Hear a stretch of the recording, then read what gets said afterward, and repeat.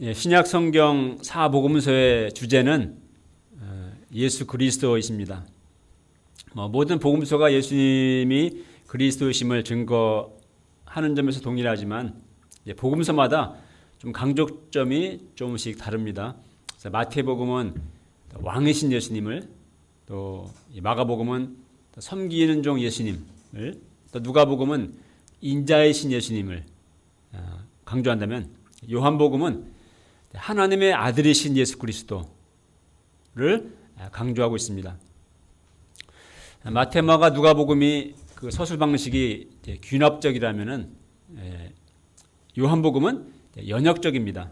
즉 처음 시작부터 예수님이 하나님의 아들이시다 한 사실을 선포하면서부터 시작합니다. 오늘 본문은 이제 요한복음 전체의 서론이라 할 수 있습니다. 성령께서 우리 마음을 열어주셔서, 우리 마음의 눈을 열어주셔서 생명이요 빛이신 예수님, 또 말씀이 육신이 되어 우리 가운데 거하신 예수님을 보게 하시기를 기도합니다. 1절을 보십시오. 1절을 읽어보겠습니다. 시작. 태초에 말씀이 계시니라. 요한복음은 이렇게 시작됩니다. 태초에 말씀이 계시니라.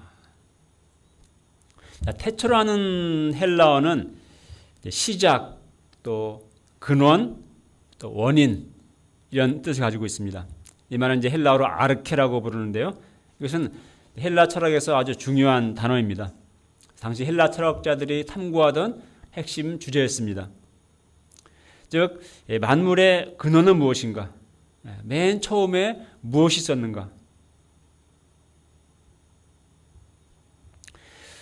어떤 철학자들은 만물의 근원은 물이다, 혹은 불이다, 혹은 공기다, 흙이다 이렇게 말했습니다. 오늘날 21세기에도 과학시대에도 여전히 사람들은 이것을 궁금해합니다. 이 우주의 시작은 무엇일까?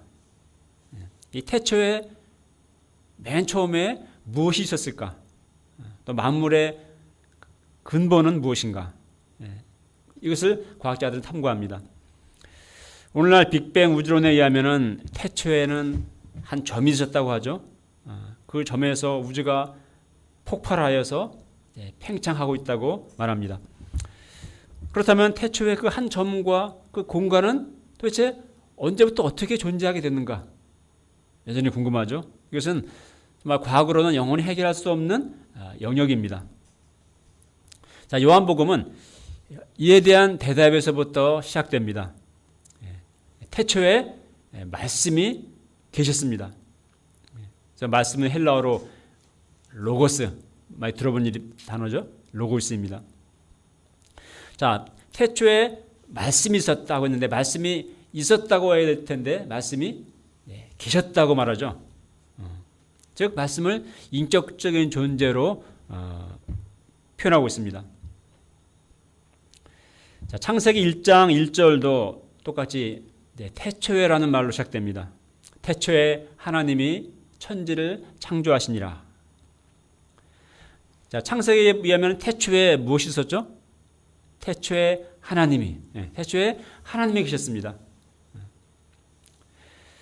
근데 창세기 1장에서 하나님은 말씀으로 나타냈죠. 빛이 있으라, 땅과 하늘이 있으라, 땅에는 하늘에는 새가 나르라. 하나님이 말씀하십니다. 말씀 선포되죠.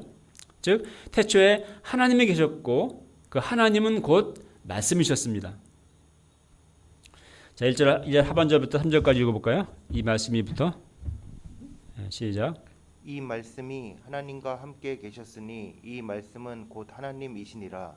그가 태초에 하나님과 함께 계셨고 만물이 그로 말미암아 지은 바 되었으니 지은 것이 하나도 그가 없이는 된 것이 없느니라.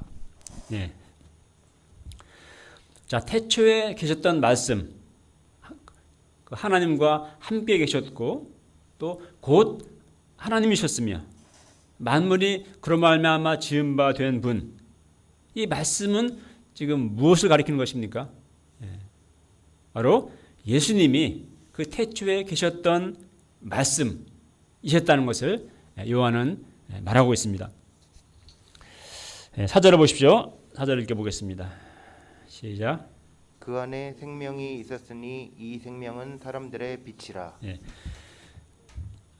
태초에 계셨던 그 말씀, 그 예수님께 안에 생명이 있었다고 요한은 말합니다.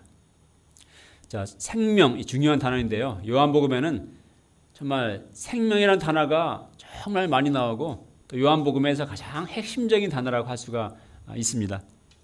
요한복음 20장 31절 그 뒷부분에 보게 되면은 요한복음을 기록한 목적을 이렇게 말씀합니다. 오직 이것을 기록함은 너희로 예수께서 하나님의 아들 그리스도이심을 믿게 하려 하며 또 너희로 믿고 그 이름을 힘입어 생명을 얻게 하려 함이니라. 생명을 얻게 하려 함이니라. 자, 생명이 없는 사람 있나요? 우리 뭐 살아있는 사람들 다 생명이 있죠. 그런데 그 이름을 믿음으로 생명을 얻게 하려 한다고 요한은 말합니다. 그러니까 여기서 말하는 생명은 단지 우리 육체적으로 살아있는 생명, 그 생명이 아닌 것을 알 수가 있죠. 예수 그리스도 안에 있는 생명을 말합니다. 예수님을 믿음으로 그 이름을 힘입어서 얻게 되는 생명입니다. 저는 대학 1학년 때 여름방학 때 예수님을 인격적으로 만나면서 그때 예수님 안에 있는 그 생명을 경험했고 그 생명을 얻었습니다. 그것은 정말 나의 영혼 깊은 곳에서 솟아나는 기쁨이고 또 평안, 또 만족함, 또 천국의 빛, 환희였습니다. 이후 매주 이제 요한복음 말씀을 공부했는데 그 매주마다 배우는 그 요한복음 말씀들이 언제나 나의 영혼에 정말 생명과 같이 생명으로 임했습니다. 요한복음 1장은 대학 시절 제 어느 날의 특별한 기억으로 제게 남아 있습니다. 그날은 정말 분주한 일로 이제 뛰어다니다 보니까 심신이 무척 피곤하고 아주 힘들었습니다. 너무 힘들어서 그냥 일단 도서관으로 가서 저의 그 칸막이 자리에 앉아서 앉았고 요한복음 1장을 펴서 찬찬히 그 말씀을 읽어내려고 시작했습니다. 그 순간 요한복음 말씀들이 생명이 되어 나의 영혼에 들어오기 시작했습니다. 어느샌가 지치고 피곤하던 저의 또 혼란스럽던 것들이 온데간데 없이 사라졌고 시편 23편에 그가 나를 쉴 만한 물가로 인도하시는도다. 나의 영혼을 소생시키시고 하는 이 다윗의 시처럼 나의 영혼은 소생되었습니다. 그날의 그 경험은 나의 기억 속에 늘 남아 있습니다. 요한복음 6장에서 주님께서는 말씀하셨습니다. 내가 너에게 이르는 말이 곧 영이요 생명이니라. 그렇습니다. 예수님 안에 또 예수님의 말씀 안에 생명이 있습니다. 우리는 예수님 안에서 이 생명을 누립니다. 자, 예수님 안에 있는 이 생명은 또한 그러니까 이 생명은 이제 참된 생명이면서 또한 그것은 영원한 생명을 의미합니다. 그래서 우리 모두가 다 살아있지만 우리 안에 있는 생명은 어떤 생명이죠? 유한한 생명이에요. 마치 꽃병에 꽃과 같이 뭔가 살아있는 것 같지만 시간이 지나면은 결국 시들고 죽게 될 생명이죠. 그러나 예수님 안에 죽지 않는 영원한 생명이 있습니다. 예수님을 믿을 때 그 영원한 생명을 얻습니다. 요한복음 3장 16절에서 말씀합니다. 하나님이 세상을 이처럼 사랑하사 독생자를 주셨으니 이는 그를 믿는 자마다 멸망치 않고 영생을 얻게 하려 하심니라. 또 예수님은 요한복음 11장에서 말씀했습니다. 나는 부활이요 생명이니 나를 믿는 자는 죽어도 살겠고 무릇 살아서 나를 믿는 자는 영원히 죽지 아니하리라. 그렇습니다. 예수님 안에 참 생명이 있고 또 영원한 생명이 있습니다.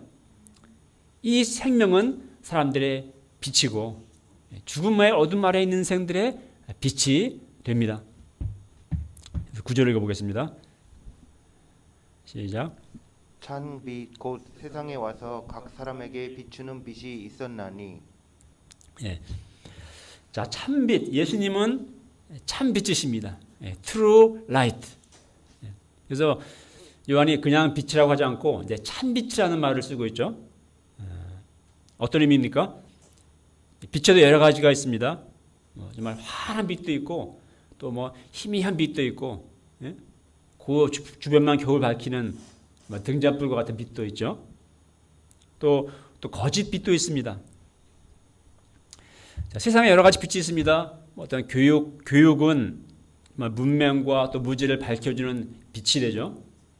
또 과학기술은 정말 우리 삶을 계몽시키고 또 어떤 이치를 알게 하고 하는 그런 빛입니다. 또 의료기술도 정말 인간들을 질병의 고통에서 구해주는 빛입니다. 또 철학의 빛, 사상의 빛도 있습니다. 그러나 이 모든 빛들은 한계적입니다.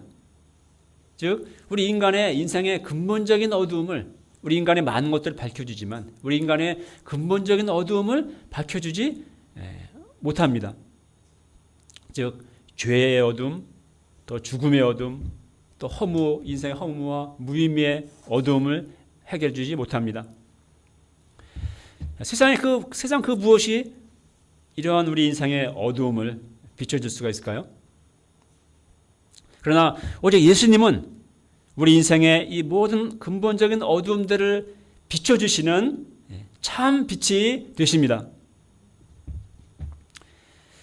중국의 지성을 대표하는 우리 세계적 인물이었던 이모당 박사는 동서양의 철학과 또 사상, 철학을 탐구했습니다. 마침내 그는 예수님의 말씀 안에 있는 생명을 그가 깨달았을 때 그는 이렇게 말했습니다.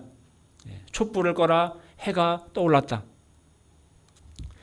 정말 예수 그리스도를 만나고 그의 생명이신 말씀을 정말 그의 영혼이 깨닫게 되니까 다른 모든 사상이나 철학과 종교들은 촛불들이었다는 것입니다. 이교도에서 기독교인으로 하는 그의 책에서 그는 이렇게 말합니다. 나는 달콤하고 고요한 생각의 초원을 걸었고 아름다운 계곡들을 보았다.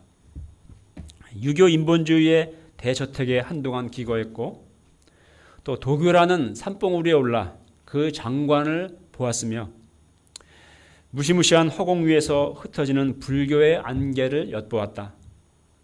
그 이후에야 나는 최고봉에 해당하는 기독교 신앙에 올라 구름이 내려다 보이는 햇살 가득한 세상에 도달했다. 참 문장가다운 정말 멋진 표현이죠. 그렇지 않습니까? 예수님은 각 사람에게 비추는 빛이십니다. 사람마다 각자 저마다의 어둠들이 있습니다. 어떤 이에게는 정말 죄로 인한 어둠이 있어요. 또 어떤 이에게는 정말 인생의 깊은 운명주의와 슬픔의 어둠이 있습니다. 혹은 죽음으로 인한 두려움, 그 죽음이 주는 허무와 무의미의 어둠이 있습니다. 예수님은 우리 각 사람들의 그 어둠을 비추어 주십니다. 저는 과거 밝은 삶을 살았다고 생각했는데 실상은 정말 저 역시 어두운 가운데 있었습니다. 죄의 어둠에 있었습니다. 또 나는 누구인지, 내 인생은 어디서 와서 어디로 가는지, 또 사람이 죽으면 어떻게 되는지 저는 궁금했고 또 어떻게 살아야 하는지 알지 모르는 그런 어둠에 있었습니다. 주님을 만나기 전에 저의 세상은 회색빛이었습니다. 당시 제가 즐겨 부르던 팝송의 가사처럼 blue, blue, my world is blue, gray, gray, my life is gray. 당시 저의 마음이 그러했습니다. 예수님은 이런 저의 인생에 빛을 비추어 주셨습니다. 진리의 빛, 또 생명의 빛을 비추어 주셨습니다. 이후로 저는 어둠에 다니지 않게 되었고 빛 가운데 행하는 빛의 자녀의 삶을 살게 되었습니다. 지금 어둠 가운데 행하는 분들이 있습니까? 지금 나에게 있는 그 어둠은 무엇입니까? 우리 모두 예수님께 나아가시기를 바랍니다. 예수님은 나의 어둠에 빛을 비추어 주실 것입니다. 주님의 빛이 나의 영혼의 빛일 때 어둠은 물러갈 것이고 우리는 생명의 빛을 얻게 될 것입니다. 참빛이신 예수님이 세상에 오셨지만 세상은 그를 알지 못했습니다. 또 자기 땅에 왔지만 사람들이 영접하지 않았습니다. 지금도 예수님의 빛은 세상의 어둠을 비추고 있지만 사람들은 주님을 영접하지 않습니다. 그러나 예수님을 영접하는 자는 어떻게 됩니까? 12절과 13절을 읽어보겠습니다. 시작. 영접하는 자 곧 그 이름을 믿는 자들에게는 하나님의 자녀가 되는 권세를 주셨으니 이는 혈통으로나 육정으로나 사람의 뜻으로 나지 아니하고 오직 하나님께로부터 난 자들이니라. 예. 자, 세상은 예수님을 빛 대신 예수님을 영접하지 않지만 그러나 영접하는 자 곧 그 이름을 믿는 자들에게는 하나님의 자녀가 되는 권세를 주십니다. 자, 자녀가 된다는 것은 어떤 부모의 자녀가 된다는 것은 권세입니다. 예를 들어 우리 집에서 자녀들은 배가 고프면 집에 와서 엄마에게 소리치죠. 엄마 밥 줘. 그러면은 엄마는 열심히 음식을 준비해서 밥상을 착 차려줍니다. 또 옷을 벗어 휙 던지면 엄마는 다 옷을 열심히 또 빨아서 준비해주죠. 대단한 권세입니다. 필요한 것이 있으면은 언제든지 엄마 아빠한테 구하면은 엄마 아빠는 어쩐지 그걸 또 들어줍니다. 뿐만 아니라 자녀는 장차 이 부모의 모든 것을 상속받게 됩니다. 이 모든 것들이 왜 가능합니까? 우리 아무나 가서 이게 안 되죠, 그죠? 자녀이기 때문에, 사랑하는 자녀이기 때문에 그런 권세가 주어지는 것이죠. 하물며 우리 하나님의 자녀가 된다는 것은 얼마나 큰 권세일까요? 하나님이 나의 아버지가 되십니다. 나의 보호자가 되십니다. 하나님이 나를 아시고 나를 사랑하십니다. 우리는 아버지께 기도로 무엇이든 구할 수 있습니다. 하나님의 집에 거하며 하나님과 영적 교제와 사귐의 삶을 누리게 됩니다. 무엇보다도 장차 영원한 하나님의 나라를, 천국을 유업으로 얻게 됩니다. 세상에 많은 권세가 있지만 하나님의 자녀가 되는 권세보다 더 큰 권세는 없습니다. 예수님을 영접하는 자, 그 이름을 믿는 자들에게는 하나님의 자녀가 되는 권세를 주십니다. 우리 모두 이 권세를 가진 하나님의 자녀들이 되기를 기도합니다. 혈통으로 된 것이 아니요, 또 사람의 뜻으로 된 것이 아니요, 오직 예수님을 믿음으로 우리는 하나님으로부터 태어난 하나님의 자녀들이 되었습니다. 14절을 보십시오. 읽겠습니다. 시작. 말씀이 육신이 되어 우리 가운데 거하심에 우리가 그의 영광을 보니 아버지의 독생자의 영광이요 은혜와 진리가 충만하더라. 예. 말씀이 육신이 되어 우리 가운데 거하심에 우리가 그의 영광을 보니 아버지의 독생자의 영광이요 은혜와 진리가 충만하더라. 자, 태초에 계셨던 말씀이 육신을 입고 우리 가운데 거하셨습니다. 그가 바로 예수 그리스도이십니다. 요한은 그 예수님에게서 정말 자신과 같은 몸을 입고 그렇게 옷을 입고 자신과 함께 거닐었던, 함께 먹고 마시고 그들을 가르치시고 함께 하셨던 그 예수님에게서 사도 요한은 무엇을 본다고 합니까? 그의 영광을 보았다고 말합니다. 무슨 영광이죠? 아버지의 독생자의 영광을 그는 보았습니다. 그 예수님을 볼 때 은혜와 진리가 충만하다고 그는 고백합니다. 자, 말씀이 태초에 계셨던 말씀이 육신 입고 우리 가운데 거하신 그 예수님에게는 은혜가 충만합니다. 우리 UF 개척기 때 우리 광주의 가난한 젊은 대학생들에게 우리 사라베리 성사님은 대학생들은 사라베리 성사님을 통해서 많은 은혜를 받았습니다. 당시만 해도 미국의 미국의 선교사들은 선교사 저택에서 생활하는 가난한 한국 대학생들과는 뭔가 다른 레벨 차원의 그런 존재였습니다. 그런데 우리 배사 성사님은 그 선교사 저택을 나와서 정말 침대도 없는 단칸방에서 그 형제 자매들처럼 거하셨고 학생들과 함께 김치를 즐겨 먹으며 생활하셨습니다. 이 편안함과 이 안락함을 포기한다는 것, 또 낮아진다는 것은 정말 힘든 일입니다. 우리가 집을 넓혀가는 것은 행복한 일이지만 넓고 좋은 집에 살다가 아주 그 가난한 좁고 비좁은 그 지하방으로 낮아진다는 것은 정말 힘든, 스스로는 결코 하지 않는 일입니다. 그런데 하늘의 영광에 계신 하나님께서 죄 가운데 신음하는 우리 인생들을 구원하시기 위해서 이 낮고 천한 세상에 우리와 같은 모습을 입고 이 땅에 우리 가운데 내려 오셨습니다. 여기에 은혜가 있는 것입니다.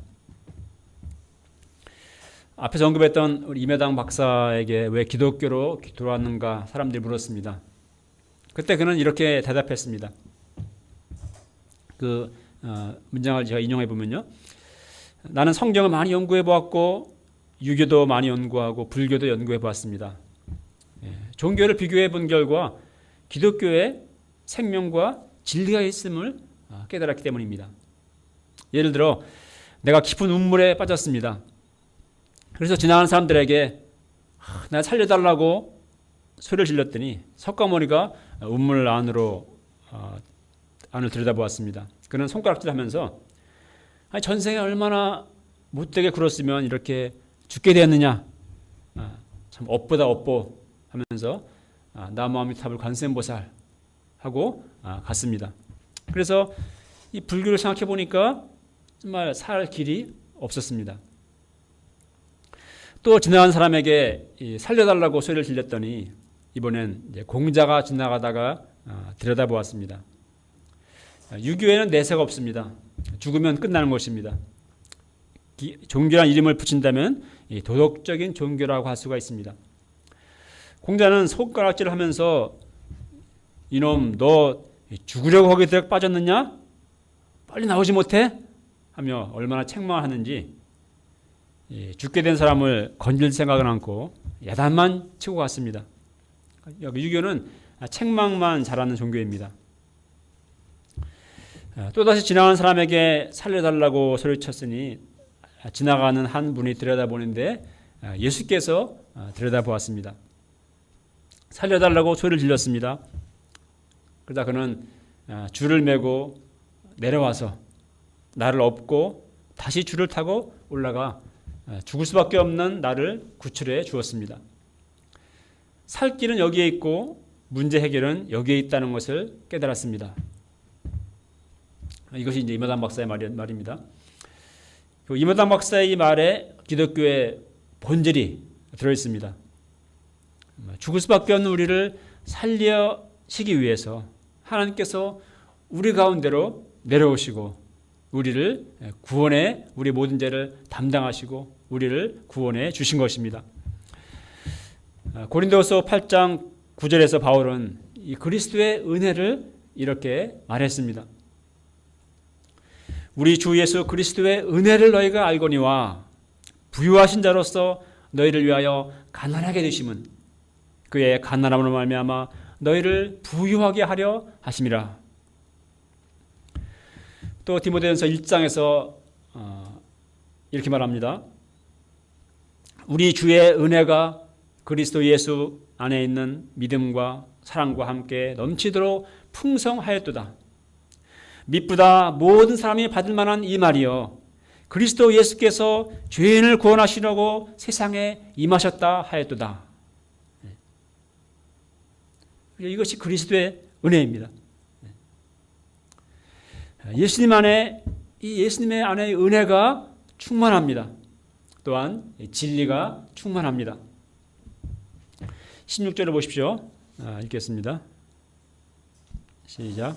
우리가 다 그의 충만한 데서 받으니 은혜 위에 은혜로라. 예, 우리가 다 그의 충만한 데서 받으니 은혜 위에 은혜로라. 지난주 처가댁인 속초에 다녀오면서 차창 밖으로 동해 바다를 보았습니다.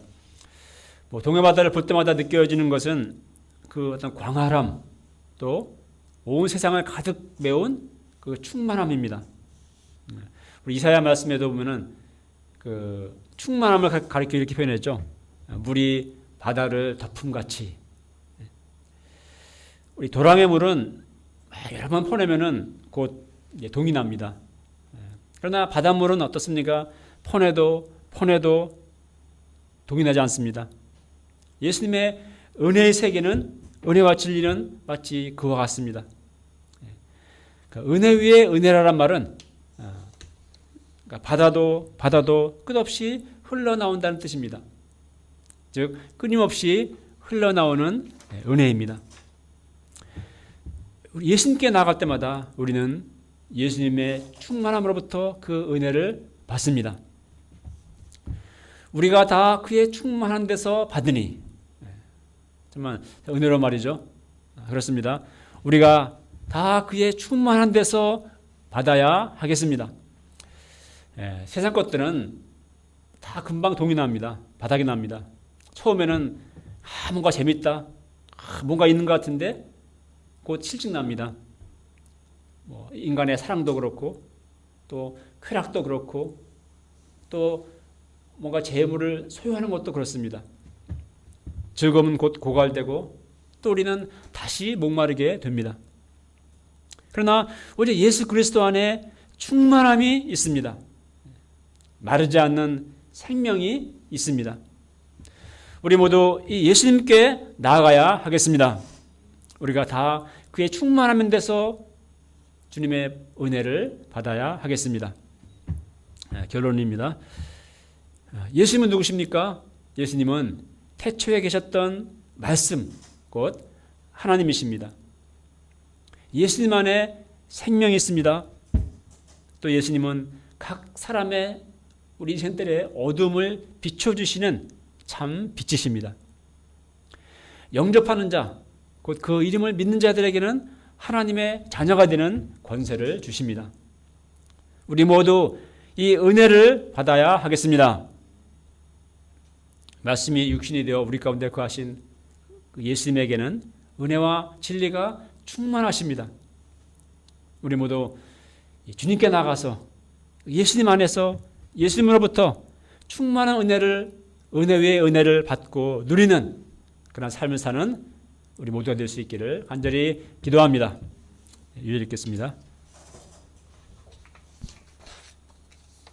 14절 시작. 말씀이 육신이 되어 우리 가운데 거하심에 우리가 그의 영광을 보니 아버지의 독생자의 영광이요 은혜와 진리가 충만하더라. 하나님 아버지, 참 어둠과 죽음 앓던 우리 인생에 생명이 되시고 또 빛이 되신 우리 주님을 인하여 감사드립니다.